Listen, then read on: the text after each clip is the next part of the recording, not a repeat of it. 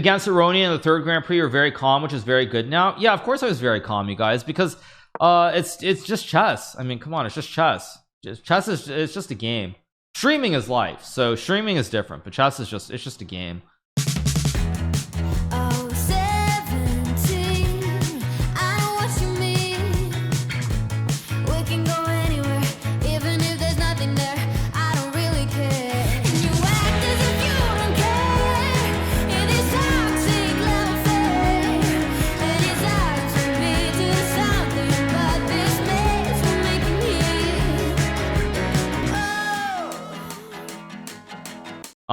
Dubov is another. I haven't played Dubov that much though. Okay, let's play an opening to insult the great country in Europe. Let's play the French, because of course we all know that even though I played the French in the past, I'm not going to play it in the candidates tournament. Let's go knight f6 here. I've had some very memorable wins with the French defense, I will say that. He is becoming Fischer. What?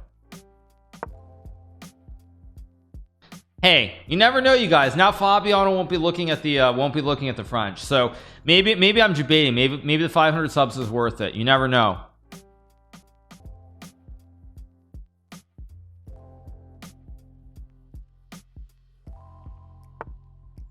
I'm plus 1200 to win the candidates. I'll give you like an honest assessment of the candidates. Like I'll give you the honest assessment. I think they put Dingler as the favorite, right? If I'm not mistaken. I'm gonna go knight c6 here. Let's take. Is Ding the Ding's probably the favorite, right? Let's take the pawn on b2 here.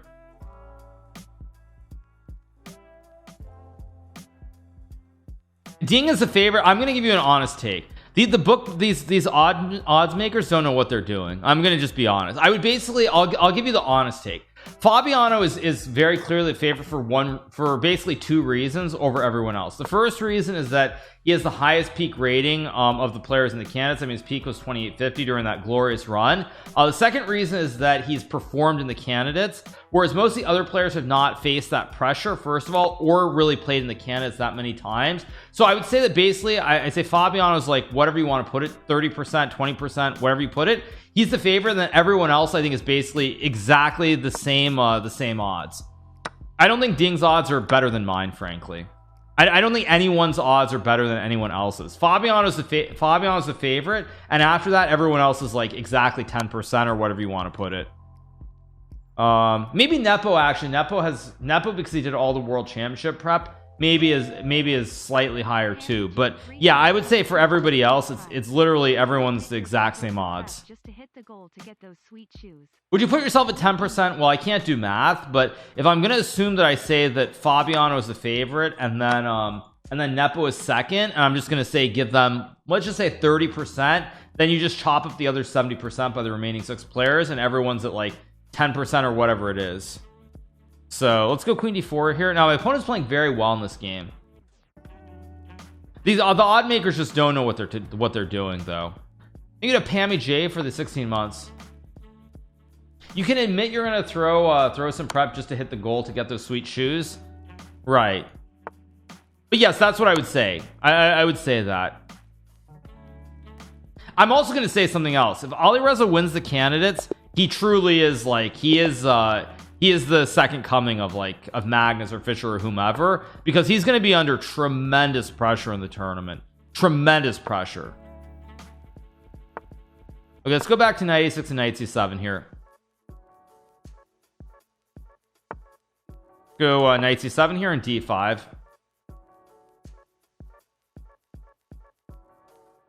Yeah, 25 for Fabiano, 15 for Nepo, 10 for everyone else. That's probably what I would put the odds at. Yeah. Go bishop g4 here. I mean, because again, the other thing that I would say about the candidates tournament is that for Alireza, more than anybody else, he's supposed to win the tournament. If he doesn't win the tournament, everything else, it's a complete failure for him. So the pressure is going to be immense. And I will say that whenever he's been under pressure, specifically playing against Magnus, he has crumbled like a cookie. So that is the one thing I would say, is that whenever he's been under real pressure, he has not performed well. Even in the Grand Swiss, when he played Fabiano towards the end of the tournament, he lost their individual encounter. So that's the one thing that I would say. Let's take and go c5 here, knight c6. Go knight c6 here and bishop c5. e5 is also very weak here. Hikaru, rest assured you'll never play a Stafford Gambit at the candidates. You never know, I might play the Stafford. I mean, Eric Rosen is like such a great chess player. You know, I have just so much respect for what he's done for that opening, and how so many people now play the opening and learn bad habits from the start. Let's go bishop e7 and castles here. I will castle. Unreal hate for the kid? No, it has nothing to do with unreal hate. It's just the realities of playing in the candidates tournament. It's very, very different, and he hasn't traditionally performed well under pressure. But that doesn't mean that he's going to not perform well in the candidates. It's just historically he hasn't. When he played against Magnus, he's struggled, and when he played Fabiano, all he needed against Fabiano was a draw to clinch first place and the candidates, I think, in the Grand Swiss. So, all right, he goes a5, not the best move. I can play knight c6 or bishop f6. I'm gonna go bishop f6 here. Now I take. If he takes with the queen, I just take the bishop.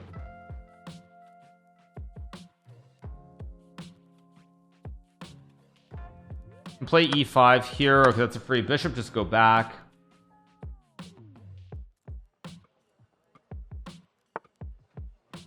Let's go bishop f6. Just rook d8. Play the position here. Pretty good. No, I don't think Farouche is the favorite to win. Like I said, the main reason that I say that is because one thing is that in the candidates, everybody plays worse. The candidates, someone should do a statistical analysis of this, because I mean, I haven't done it, but I think some people have alluded to it before. In the candidates, the quality of play is worse than any other tournament the top players are in, by far. So let's take on c6 and play queen d1, and that's primarily because it's a very different tournament than any other top events, in that there's only one winner. Normally in a tournament you can have like a very good score. For example, let's just say I play a tournament, I win 3 games, draw 6 games, gain 10-15 rating points, but if there's somebody who finishes ahead of me, let's just say Magnus for example, you're like, okay, good result. I mean, you're pretty happy. But in the candidates, for example, if you finish in second place, it's not a good result because there's only one winner. So because there's only one winner in the candidates versus like every other tournament that you play in, for that reason players tend to play a lot worse. Just take on a5.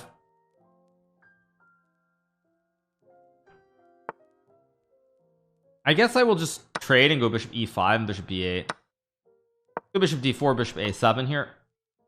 Oh, you get prize money, but again, the thing is, in the candidates, if you win the candidates tournament, you're getting a world championship match, probably for at least $1 million.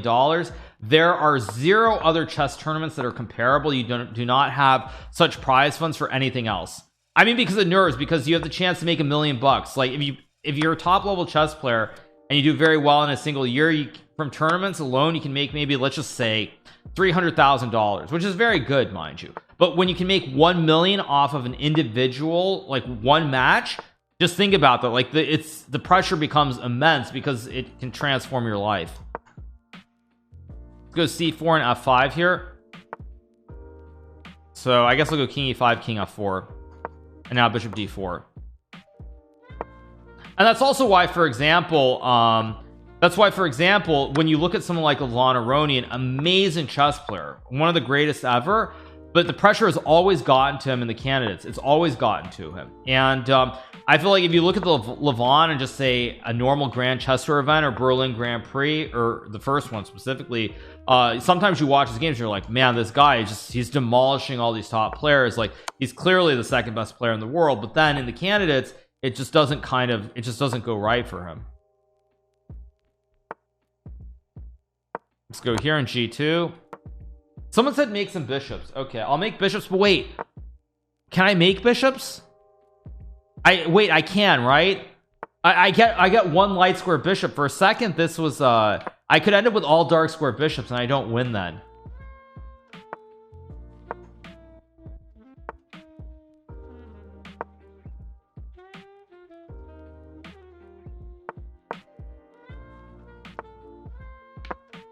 Because I mean, I'm gonna get 4 dark square bishops, and you can't mate with dark square bishops.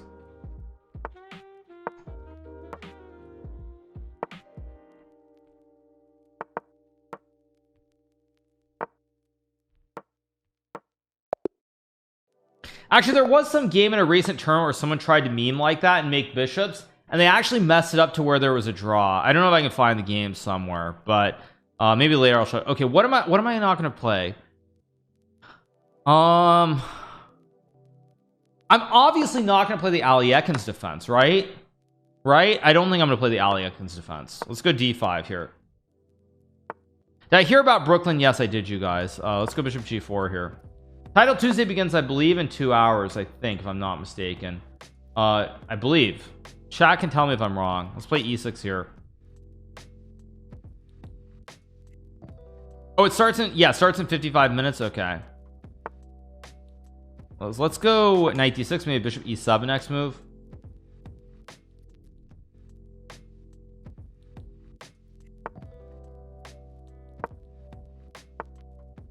Yeah, Karyakin's also a good example, you guys, where he's come very close to winning the candidates 2 times despite never having like the 2nd or 3rd highest rating in the world. And I think the large part of why that has happened is because I feel like he's always had really good nerves, and he's always performed very well under pressure. Let's take with the pawn.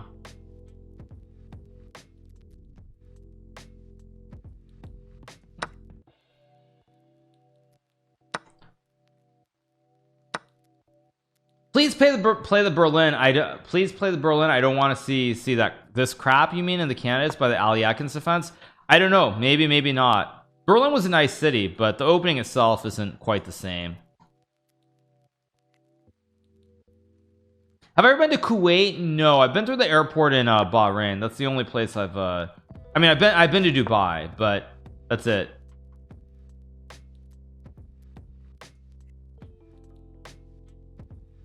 Generally speaking, is the meta to develop new repertoires or stick to what you know? Normally the new meta, the meta is to play new openings and surprise your opponent.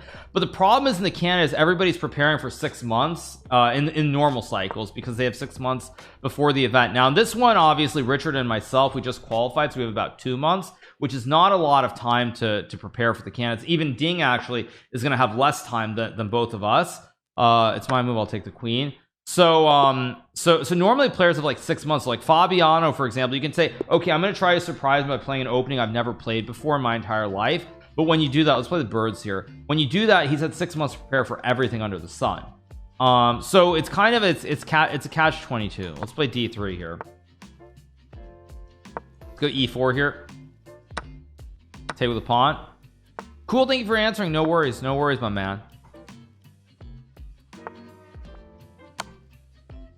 Have I ever been to Copenhagen? Yeah, I've been to Copenhagen.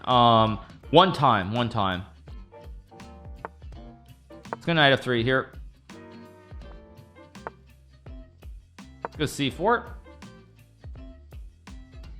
And also, speaking of the candidates, the one other thing I would say is even the one time that Magnus played and he won, it was a very shaky tournament even for Magnus. It came right down to the wire, and he almost didn't win. In fact, he lost his final round game. Now he's fortunate because Kramnik also lost in the last round to, I think it was Ivanchuk, Vasily Ivanchuk, the Ukrainian player.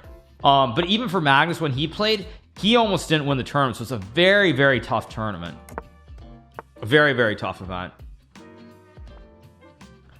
Let's just go knight takes d5 here. Magnus did not win the last round. Magnus lost to Peter Savidler in the final round, and Vladimir Kramnik lost to Vasily Ivanchuk. So they both lost their final round games. So again, even Magnus, greatest player of all time, came right down to the wire. And so yeah, no, it's not. It's a very tough tournament. Let's go f5. Do I think Magnus will get 1 million for playing the World Championship too? I don't know what you mean by that. The World Championship prize is right around there at the moment.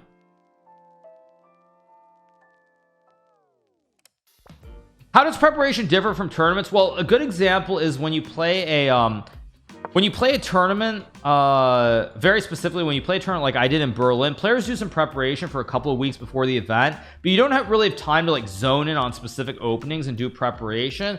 Whereas for the candidates, when you have 6 months, you can literally zone in on a lot of different openings. So you have to be a lot narrower in terms of what you play or how wide you go with your openings. Whereas for example, it's going to be very interesting to see what Richard does, because everybody has a lot of time to prepare for Richard. Well, not everybody, I guess, but But Fabiano or Ali Reza, those guys, they have a lot of time to prepare for someone like Richard, whereas like Richard's biggest strength is that he plays like 5 different openings very well, but they have like 6 months to prepare for it. So it's going to be kind of interesting to see if Rapport plays like 5 different openings, he sticks to one opening. It's going to be very interesting.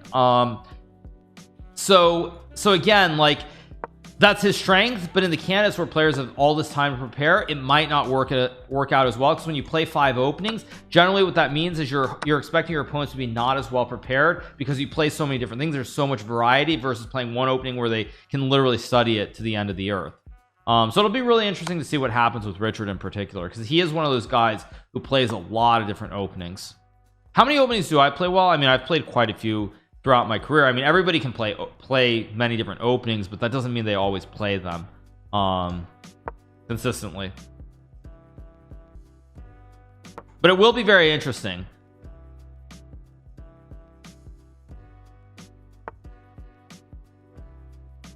When you lost against Aroni in the 3rd Grand Prix, you're very calm, which is very good now. Yeah, of course I was very calm, you guys, because it's just chess. I mean, come on, it's just chess. Chess is, it's just a game. Streaming is life, so streaming is different, but chess is just a game. But that is a big difference now, because I just don't stress out like I once did, for sure. Go rookie 6 here.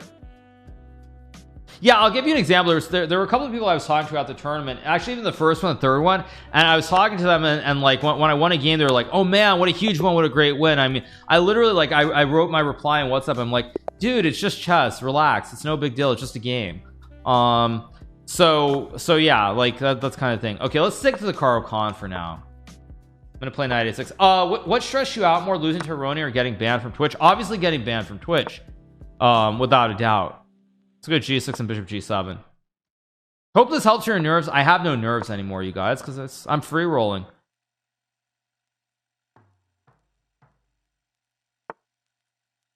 Play D6 here and knight F6, knight D7.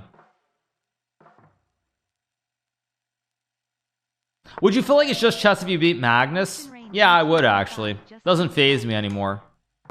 Doesn't phase me. I just go about my day streaming and I enjoy my life.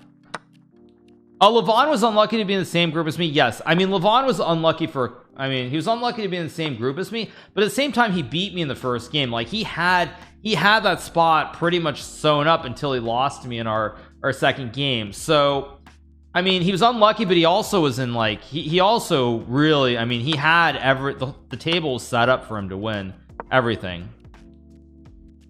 So I mean, he was unlucky, but at the same time he also had everything in place. Okay, let's tango king d7. Can I go over a quick overview of strength weaknesses? I mean, I don't know if I actually want to do that, because that's probably giving away a little bit too much information. Let's go king e6 here.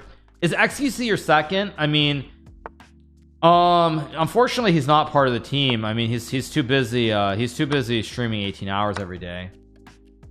You get an ocean rain for the tier 1. Go king f5 here. Levon was lucky, he had the chance to knock you out in the groups. Okay, that's another way of looking at it. Am I participating in the upcoming World Cup?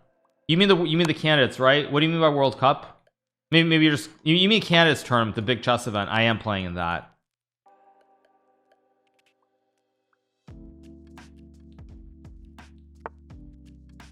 Let's just take the bishop, take the pawn. Is Levon the greatest American player of all time? No, the greatest American player of all time is obviously Bobby Fischer. Nobody even comes close.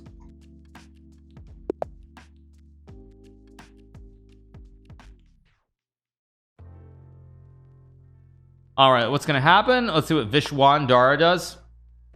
All right, let's play more Frenches, because we know we're not going to play the French in the candidates, right? Although, you know what I said though, the Hikaru Khan though, I'm playing c6 knight a6. I'm not going c6 d5, so I am being deceptive as well at the same time, because I haven't actually played c6 d5, so I've only played c6 and knight a6 in the Hikaru Khan, so I'm being a little bit tricky too at the same time. Let's go f6 and castles here. Exchange French, yeah, not really a very attractive opening to play. What do I think of Yasser Seirawan during his prime? I mean, Yasser, I think Yasser was very unlucky in terms of the time frame when he was really good, because he was really strong at a time when there weren't that many strong American players. there wasn't really like the competition the same way. I mean, if Yasser had been 2650 2660 like now with all these great players representing the US, I mean, he probably would have been 2700 plus. I think he was very unlucky. He just was playing during the wrong time period.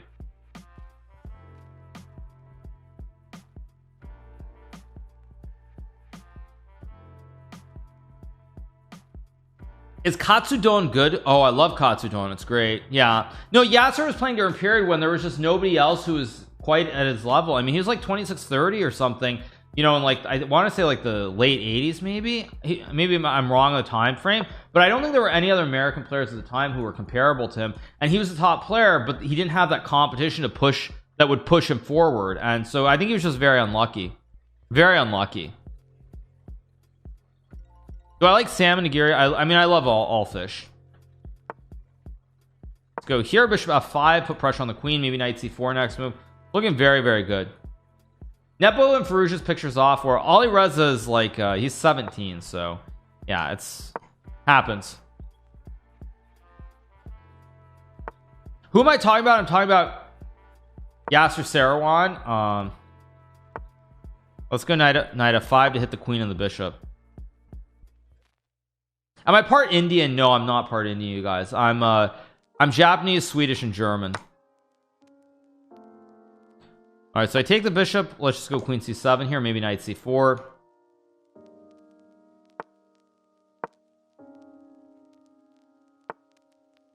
Let's go b3. When did I become a GM? When I was 15, long time ago.